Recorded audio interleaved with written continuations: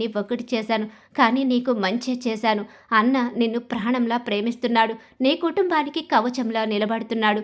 ఇంతకన్నా గొప్ప వ్యక్తి నీకు ఎక్కడ దొరుకుతాడు అని చెప్పేసి కాళీ అంటూ ఉంటాడు. ఒరేయ్, నువ్వు నా గురించి నీతి కబుర్లు చెప్పనవసరం లేదు. ఇక నిన్ను ఇక్కడే కాల్చి పడేస్తాను. ఎందుకంటే వీళ్ళని పదే పదే బాధ పెడుతున్నావు. వాళ్ళు మధ్యతరగతి జీవితం, అలాగే ఇక ఎవరి జోలికి వెళ్ళరు. అలాంటి వాళ్ళ జోలికి నువ్వు వస్తే వాళ్ళు ఇబ్బంది పడుతూ ఎవరికి చెప్పుకోలేని పరిస్థితిలో ఉన్నారు. అందుకని ఇక నువ్వు బ్రతకూడదు అని చెప్పేసి అంటూ ఉండగానే, పొద్దు క్రిష్, ఈ దుర్మార్గుణ్ణి వదిలే. ఇలాంటి వాడిని చంపి నువ్వు మలినం కాకూడదు. వీడిని చంపితే మళ్ళీ కేసు అవుతుంది.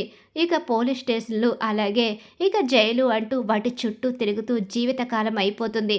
వీడిని వదిలే, ఒక్క ఛాన్స్ ఇవ్వి. ఇక లాస్ట్ అవకాశం ఇదే. వీడు మారకుండా మళ్ళీ ఏదైనా చేస్తే నేనే చంపేస్తాను వీడిని.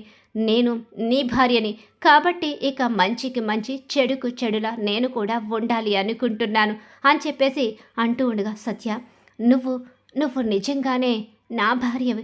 అవును, నీ భార్యని.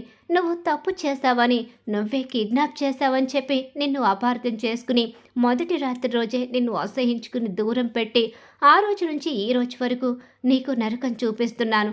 పైకి ప్రేమని నటిస్తూ ఇక నిన్ను దూరం పెడుతూ నీ మనసుని గాయపరిచాను.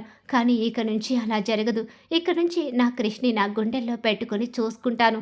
నా కోసం ఇంత చేసి తన మంచితనాన్ని చూపిస్తూ నీ ప్రేమని అందించి నా కోసం ఎంత దూరమైనా వెళ్ళగలిగే నీకన్నా గొప్పవాడు నిజంగా నాకెవ్వరూ దొరకరు.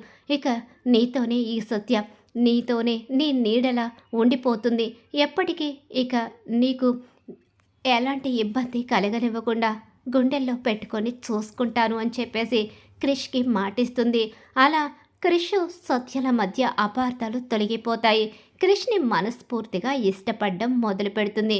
అలా ఆ కుటుంబానికి ఉన్న సమస్యను క్రిష్ తీర్చేయడంతో పుట్టింటి సమస్యలు తీరుతాయి. సత్య కూడా మనస్ఫూర్తిగా క్రిష్ని భర్తగా అంగీకరించడం మొదలు పెడుతుంది. వాళ్ళిద్దరి మధ్య ప్రేమ మొదలవుతుంది కొత్తగా. ఇక క్రిష్, సత్య ఇద్దరు కూడా హ్యాపీగా కొత్త జీవితాన్ని మొదలు పెడతారు.